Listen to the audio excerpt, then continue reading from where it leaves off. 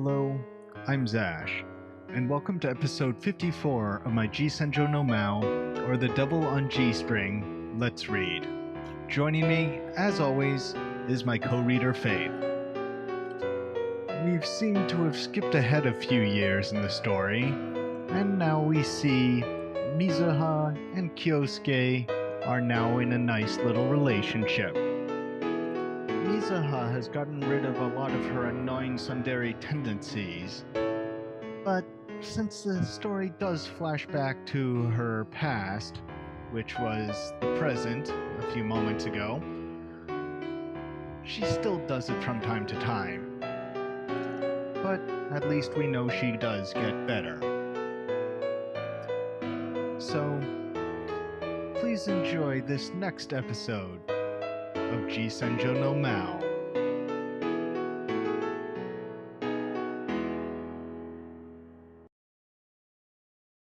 Time had done nothing to this vast cityscape. I casually looked back on the old days, 3 years ago. The hamburger joint where I had first arranged to meet with Mizuha still stays open until late into the night. Sorry for making you wait. Mizuha shows up 5 minutes after we decided to meet here. What's the matter? Nothing. I was just thinking back on old times. Oh?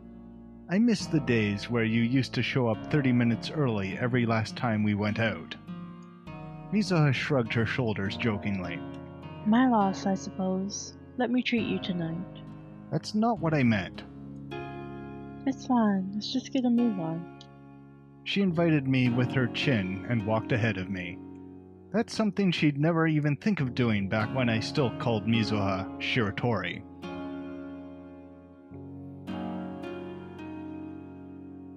The bartender poured a particularly strong bourbon over the ice in Mizuha's glass. She downed the drink, taking a moment to roll her tongue around to take in the flavor. So, have you found anything out? That question had become a ritual. Naturally, she's asking about Tokita's disappearance. Nothing. Can't say I'm surprised. It's been 3 years since Nasan went missing. I brought it up the other day to an informant with a lot of connections in the underground, but... Yeah. He had nothing. What about the detective you hired? Has he still not found anything? Nada. I pay him top dollar, but he hasn't even found out where she went the first day she disappeared. We've been talking about this for 3 years now. What about the man who was burned to death? Katakura Koichi? He was one of Dad's employees. Heard anything from the police yet? No, but I was called to the police station again yesterday. 3 years ago, a man named Katakuri died. At first, we didn't know how he was related to us. Mizuha filled me in on most of the details after being called out by the investigation team assigned to the case.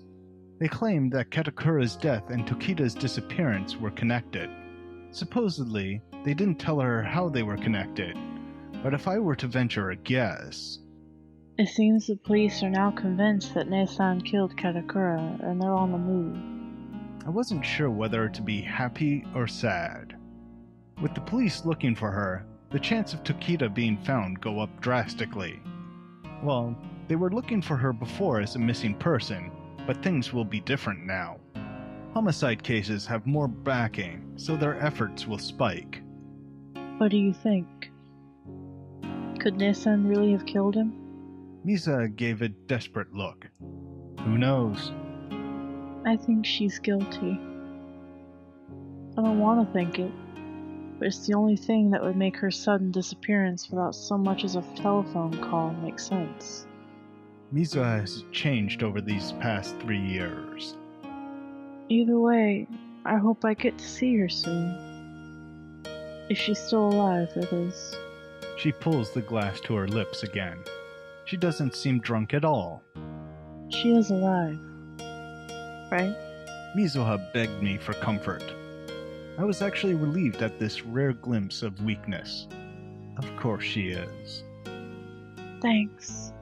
She gently put her hand on top of the counter. Apparently, that had been a prompt for me to hold it, as she eventually comes to rest her hand atop mine. However, she timidly pulls back at the next second, as if changing her mind. How's your work?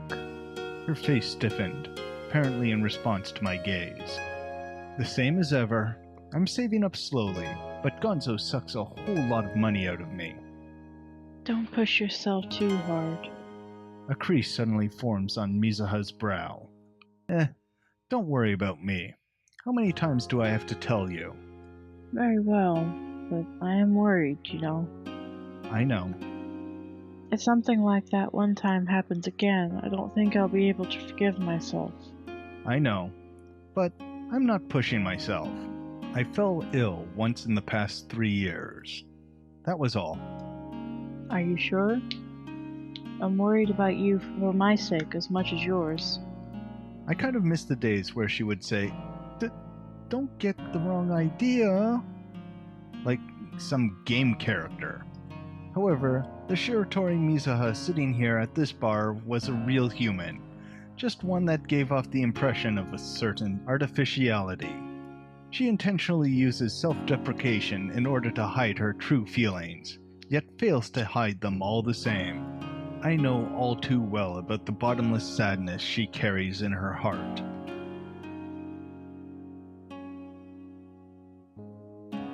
It's gotten late, huh? The winter wind wildly tore at us. It flows turbulently between nearby buildings and caresses Mizuha's hair. Come to my place. Yeah, maybe I should. The subway stopped running, right? Mizuha lives quite a ways away from Central Boulevard. The official story was because the rent was cheap, but the truth is, she just wanted to live far away from her parents. I guess I'll take you up on your offer. I felt like I finally saw her smile. Huh? Her smile suddenly disappeared. What? Nessan.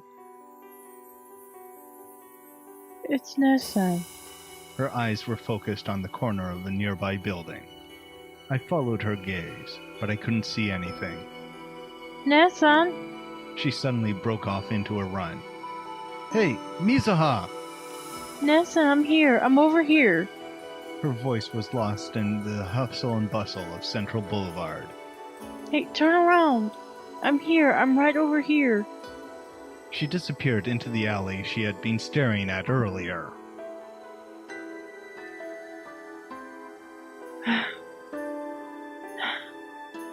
No way. What's gotten into you? Didn't you see her? Nessan was right there. Only worn-out, homeless beggars populated the alley Tokita had apparently dashed into. That can't. Mizuha's eyes, desperately searching for her sister among the darkness, suddenly became those of a young girl. You must have been mistaken. This has happened before. But... Those eyes slowly lost their sheen of innocence, transforming once again into the mature visage of a woman. There's no way it could have been her. If it really had been Tokita, she would have gone straight to meet you. Yeah. I'd like to think so, anyway. She seemed to mock herself with her smile. I'm just drunk. Let's go home. Her shoulders droop as she walks along the sidewalk. She walks alone, as if to say she doesn't need my help. Our metropolis was surprisingly unchanged by the years gone by, but the home we're headed for now hasn't changed at all. 3 years have passed. As Mizuha and I cross the threshold of my apartment, I remember those days as if they were yesterday.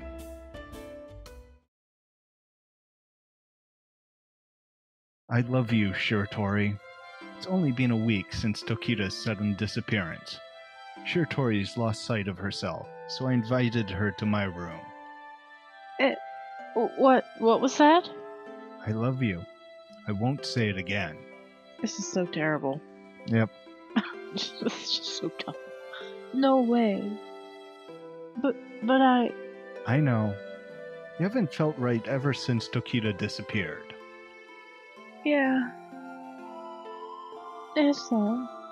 Tears build up in her eyes. Ne-san, she disappeared. Shiratori cries loudly. She didn't even say anything. She just disappeared. She was like a lost child. I don't know what to do anymore. You'll hate me. Without Ne-san's advice, I won't know what to say. Without Ne-san, I rest my hand on Shiratori's head as she cries. It's all right. I'm here. Even if you don't have Tokita, you have me. I wipe her tears away. Close your eyes. Huh? I embrace her, then steal her lips. Her sweet smell echoes in my head. She doesn't seem to be able to comprehend what just happened. With a vacant, stupid-looking expression, her gaze floats through the air. I'm going to have sex with you, all right? She nodded. Her heart has been strained by her sister's disappearance, but it's possible that she suddenly feels liberated from that pain. She seemed like a doll, someone that simply stopped thinking. Marry She began deliriously. me. To Shiratori, sex seems to be something done alongside the intent to marry. I guess this is a part of life. But I'm happy. I decided my first time should be in the bedroom of the man I love. I see. I'm not really sure if she's fine with me. The biggest question would be, who would be the best possible partner for Shiratori to spend her life with?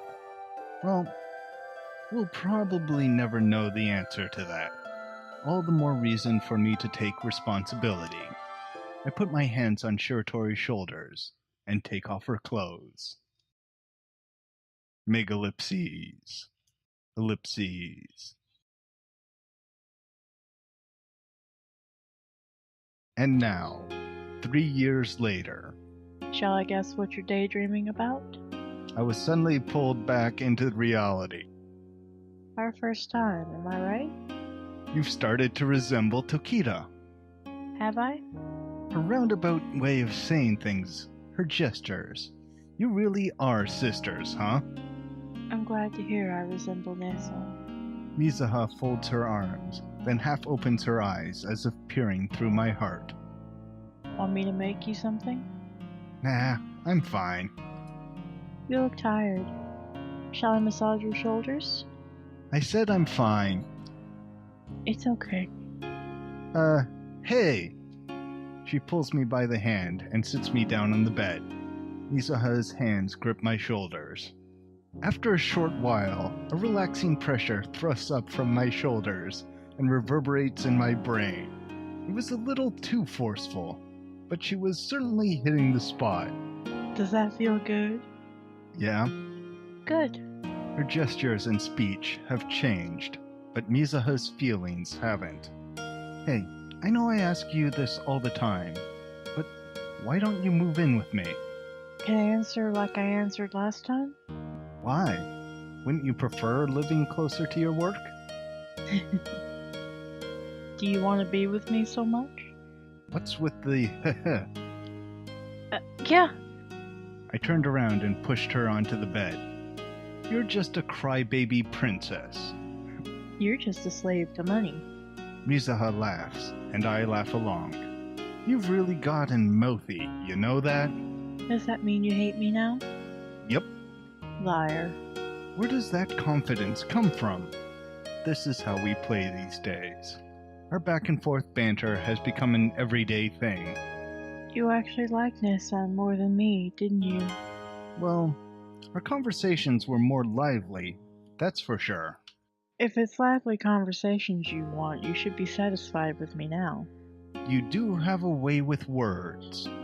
I even think I'm talking to Tokita sometimes. Look, just hurry up and move in. As you can see, This room is plenty big enough for the two of us. Sorry, but the rent is too high. Do you honestly think I'd make you... I bite my tongue, and Mizuha's teasing face draws near. That's not like you, paying up for others. I didn't say I'd pay your half. Of course not. Azaikan would never do that.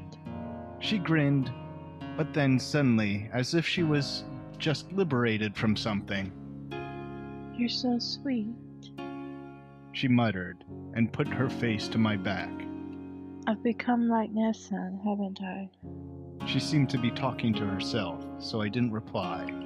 Let's go to sleep, Azaikan. That night, we fell asleep in each other's arms, though her attitude may have changed. Her kissing was still as clumsy as ever.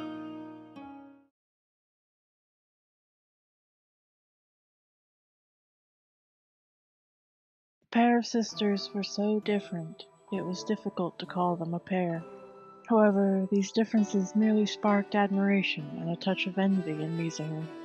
Unlike her, Yuki could express herself masterfully. Mizuha had always wished from the bottom of her heart to be more like her sister. Shiratori Mizuha had always seen Tokita Yuki as a strong, reliable, self-affirming entity. One that had been with her, in some way, as long as she could remember.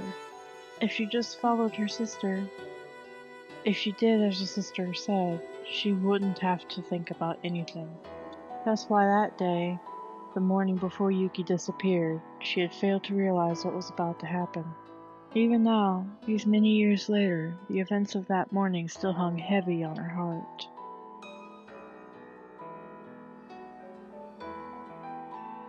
What's wrong, Nathan? What do you need at this hour? Mizuha had sneaked out of the house the moment Yuki called her out. The sun was yet to rise. Sorry, Mizuha. Will your dad scold you? Oh, I wouldn't worry about it. I'll be fine. In actuality, the fear had nearly burst her heart each time she twisted one of the many squeaky doorknobs between her bedroom and the front gate. Let's go then. Go? Where? Mizuha didn't fail to notice the Boston bag in her sister's hand. Isn't it obvious? Look at all the snow out here. Following Yuki's gaze, she looked up at the pitch-black sky. What does the snow have to do with anything? Want to go make a snowman? Yuki's innocent smile seemed practically ecstatic. Sure, let's. Where? There isn't much snow here, but there probably is up on that hill in the Eastern District. Alright, you lead, I'll follow. Mizuha acted like the spoiled little girl for a moment as she grabbed her sister's arm. What am I going to do with you? Yuki said in a ticklish tone as she led Mizuha by the hand. I can't believe we're gonna make a snowman. Oopsies. This is so nostalgic, I can't wait. What am I gonna do with you? Her sister repeated. Her tone was more sad than excited this time around. However, Mizuha was too busy rejoicing to pay it heed. She quickly shrugged it off. They hailed a taxi, and Yuki told the driver their destination. By the time the eastern sky had begun to illuminate with the fires of dawn, they had neared the hilly region they were headed for. The gravel road shook the taxi wildly. Mizuha gazed out at the milky white, snowy landscape, distracted entirely from the sister sitting next to her. They got out near a deserted park, and Mizuha immediately began to gather up snow. She diligently rolled snowballs fit for a snowman's body and head. She sought out branches and stabbed them into the body to create arms. She placed a bucket from the park's bathroom on its head and decided her adorable snowman was finished. Done! It looks pretty good. No thanks to you, Nissan. You didn't do anything. Didn't I? You've always been like that. Jeez, you're such a lazy bones. They both look up to the sky. The sun peeks down from between the clouds. At some point, the snow had stopped. You gave him the scarf, huh? Yeah. Should I not have? I'm a bit jealous. Oh, I'm sorry. I'll take it back. I'm kidding. Just don't forget it when we go to leave. Yuki used a strangely insistent tone, but it didn't faze Mizuha. Hey, Mizuha. What, Ne-san? She glanced at her sister. Yuki was staring off into the sky with a tranquil expression. Talk with Dad. Dad? My dad? Yeah. It's sad, a father with 2 daughters that never even speak to him. That was unexpected. Mizuha knows that Yuki is far from fond with her father. She would frequently speak ill of him, her eyes blazing with some terrifying emotion. Those eyes were now meekly staring into the blue sky, still fixated. Right. He's my father too, isn't he? Mizuha decided not to think too hard on it. This was her brilliant older sister, after all. It'd be best to just obediently comply with her. Alright, Ne-san, I'll do it. Azai-kun said the same thing yesterday. Oh, really? He said, bad guys are usually bad for a reason. He thought I should talk to him more, too. That sounds so very like him. Then, I'm no longer. What? Nothing. Let's go. Already? Your family will be waking up soon, won't they? Oh yeah. Good thinking, Ne-san. Mizuha was reluctant to part with the snowman. She patted his head a few times and said goodbye. She took back the scarf, hugging it a bit before putting it away. Mizuha didn't notice anything peculiar at all. She merely thought that Yuki was wistfully gazing at their snowman. Yuki's eyes, of course, were actually fixed on her younger sister. Stop here for a moment if you would, sir. Yuki suddenly spoke up as the taxi approached a subway station in the Eastern District. What is it, Ne-san? We're not at your house yet. You just continue on your way home. I've got a little business to attend to. Business? Can't I come? If you don't hurry home, your father is going to be livid. Yeah, but it is only just now that Mizuha began to get a bad feeling about this. Hey, Ne-san. There's something else I wanted to ask you, but Azai-kun. Sorry. But it'll have to wait until next time. When will next time be? Who knows? It depends. In any case, you've nothing to worry about when it comes to Azai-kun. But I'm still worried. Oh, whatever will I do with you? Alright. I'll wait for you to call.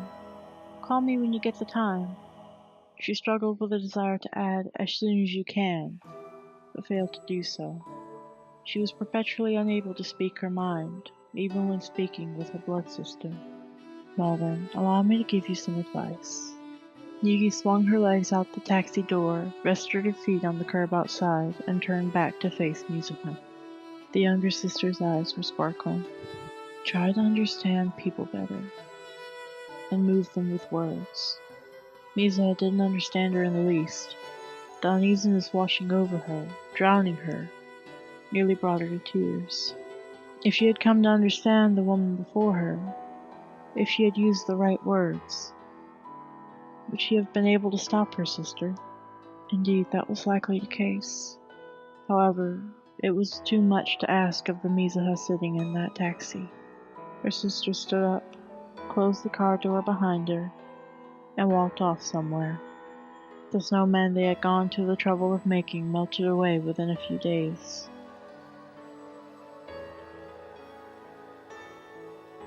There was no word from Yuki. Mizuha called many times, but she never heard as much as a ring. She just kept waiting for her sister. Unfortunately, she didn't even know where to wait. She stood idly on the school roof, or in front of her house's gate, rubbing the cold and anxiety from her shoulders for hours on end. Mizuha, what are you doing? Her father confronted her about her behavior, no longer able to just sit by and watch. The night was frigid enough for his question to visibly disperse into a white mist in the air. Mizuha sat curled up on the curb in front of her house. Do you have any idea what time it is? The strong smell of alcohol in his breath almost drowned out the faint scent of perfume lingering about him. Director Shiratori approached Mizuha. the gin blossoms on his face a full shade redder with frustration and anger. Yuki again, huh? Are you playing around with Yuki again? No, she answered, looking her father in the eye. I'm waiting for her. Are you planning on going out with her at this hour? Go to bed already! No, but I'm really waiting for her. She couldn't explain well. She didn't want to say that her elder sister had disappeared. To admit that would make her all alone again. Mizuha's father glared at her, disgruntled. Listen, Yuki's mother stole from the company. That's why I threw them out. Do you have a problem with that? She had been told the story a few times already. Each time, Mizuha's heart became more and more hollow. She was too scared of her drunk father to say anything. I'm sorry, Nia-san. Her heart whispered an apology as fate rooted out the last of her feelings. Her father's verbal marriage against her sister continued endlessly. Megalipses.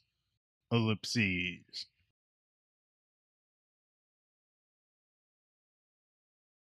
People are most easily persuaded when trying to sate their appetite. This is precisely why Mizuha often chose to meet with her father for meals. Dad, are you listening? She asked her slouching father for confirmation as he sipped a cup of tea. Yeah, I'm listening. Right. So you became the head of your department. That's great, Mizuha. He clumsily strung words into pathetic sentences. Her father has been utterly demoralized for a few months now. The business world, the media, and everyone else have called him a loser since his company failed. Even his mistress refuses to hold relations with him. Mizuha's mother calls it all karma. Karma's a bitch, ain't she? She really is. You were quick to be promoted. Not that I expect any less from mine. Her father cut himself off, as if brooding over something. From my daughter. Is he ashamed? Mizuha wondered. Perhaps he had been hit by the realization that he was never very fatherly to her.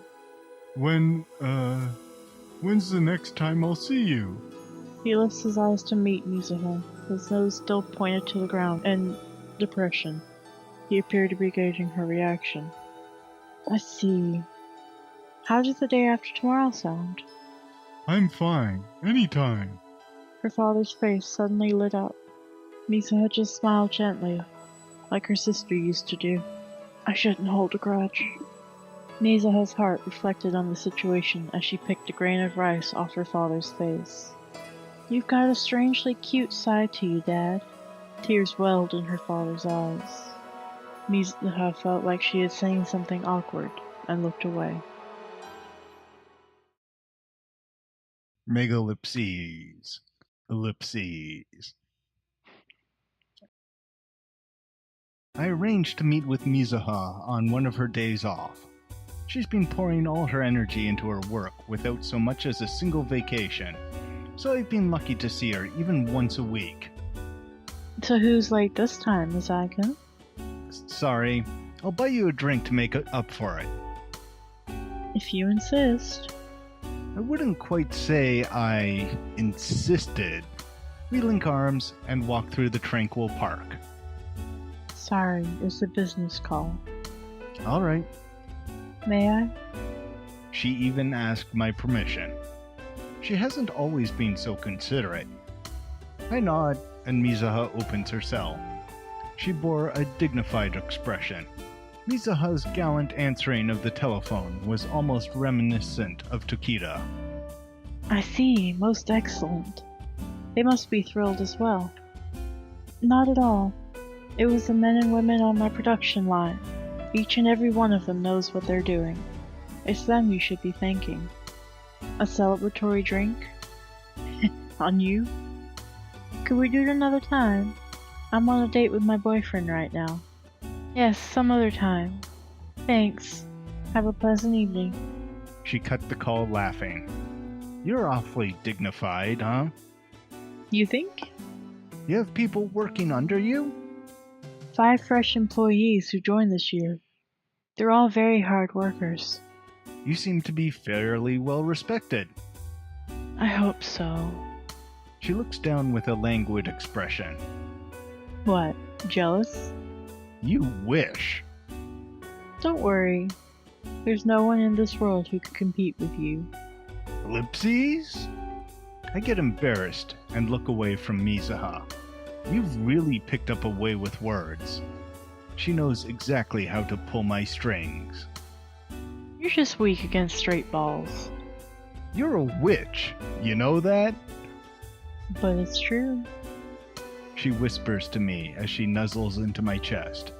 However, our embrace didn't last long. It's alright. You don't have to pretend to be strong around me.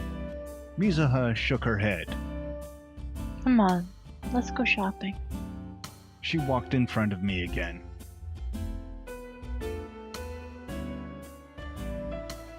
It seems Katakura was suspected of burning down Tokita's house. Mizuha and I drank sake at the usual bar. If that's true, then it's not surprising he met his demise. Tokita should have reported it to the police. You know how she is. She probably wanted to take her revenge with her own two hands. How stupid. Indeed, it is. Mizuha looked down to the ground. Hindsight is 20/20, as they say. Ellipses. It was rare, but every once in a while I think Nissa ended up to be brooding over something. She did? You didn't notice either? No, I did. The last time I saw Tokita, the time she pleaded with me in this very bar, I felt the same aura. That night, she entrusted Mizuha to me. Looking back now, maybe she did act strange at times. You don't have any specific recollections? Sorry, you know me and my bad memory. I see. Mizuha also seemed to be brooding over something. I should have tried to understand Nissa better. Ellipses. I always relied on her, but she never had anyone to rely on. Mizuha then suddenly gazed at me. Do you love me? Yeah? I nodded without hesitation. Thanks. Can I stay at your place tonight?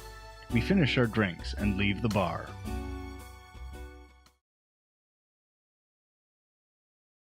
It's not often you ask to stay over. If it's too much trouble, I'll go home. Not at all. You can stay over every day. She sighed.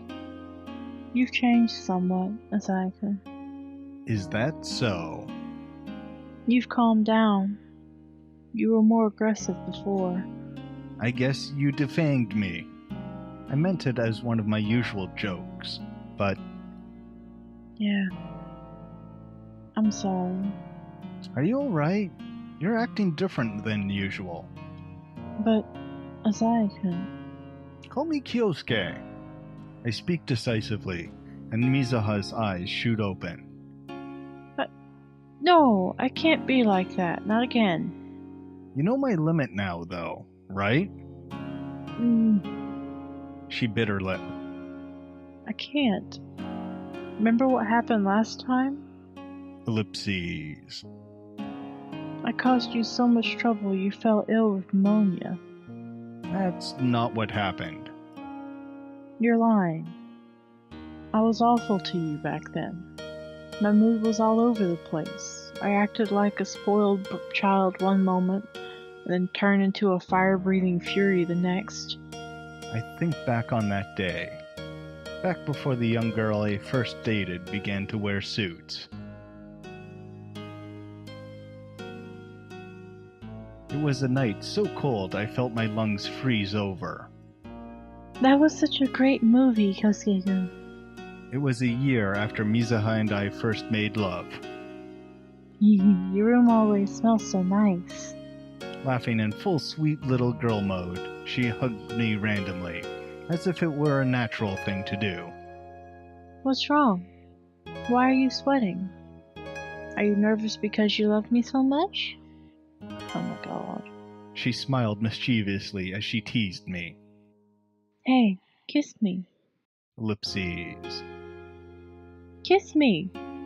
Kisses. It's just the two of us, so it's okay, right? Hey, Kyousuke-kun. Yeah. Kiss me. I need more kisses. Hug me. Not right now. Why? Sorry. You're horrible. Why?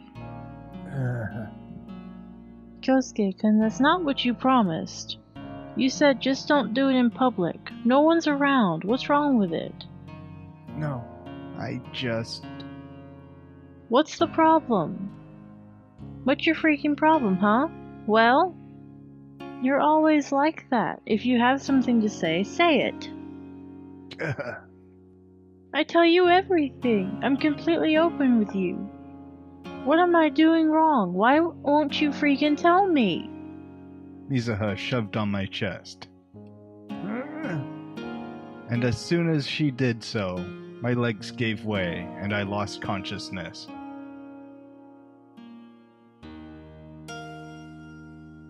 I ended up sending you to the hospital for 3 days. You didn't send me anywhere. I just caught a cold. The doctor said otherwise. He suggested you were weak because of stress. Well, what do you expect? Gonzo was practically beating me over the head every day. Mizuha sighed. I'm sorry. For everything. It's fine. Come here. I pull her over, and Mizuha rests in my arms with a confused expression. She began with a sigh. I thought I could just throw whatever emotions I liked onto the people I loved and be forgiven. Mizuha didn't have a single person to talk to until Tokita returned to her. I went too far. I thought that no matter what I did, you wouldn't hate me. You were far too kind. In the end, it's doing nothing but treating you like an object. Somewhere along the line, I just forgot that you were a human being.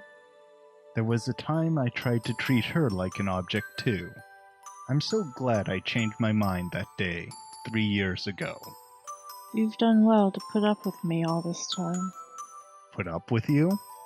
You've stuck with me for years, haven't you? Don't be silly. I'm with you because I want to be with you. Tears welled up in Mizuha's eyes.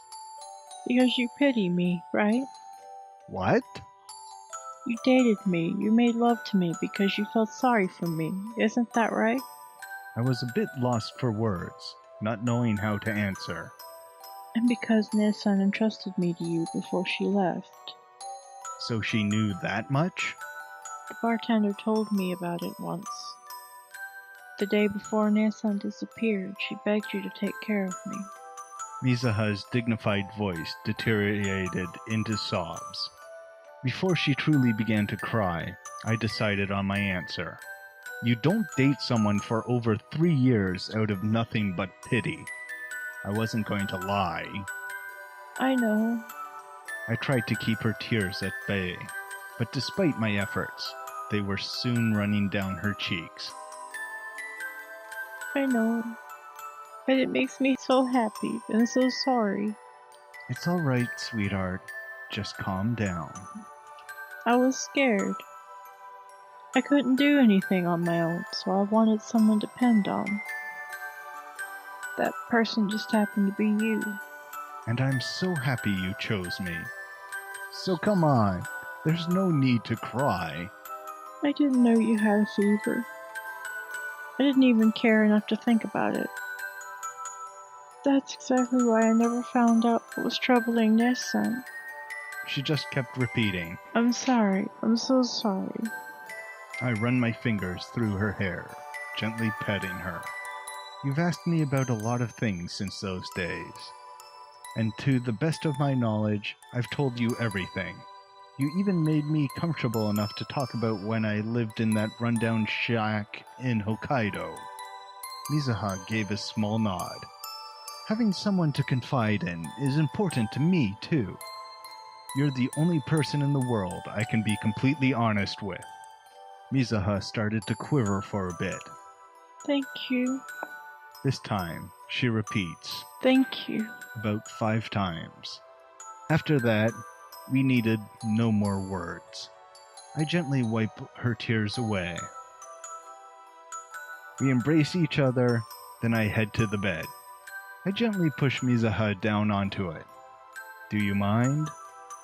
Mizuha shook her head. I want you to.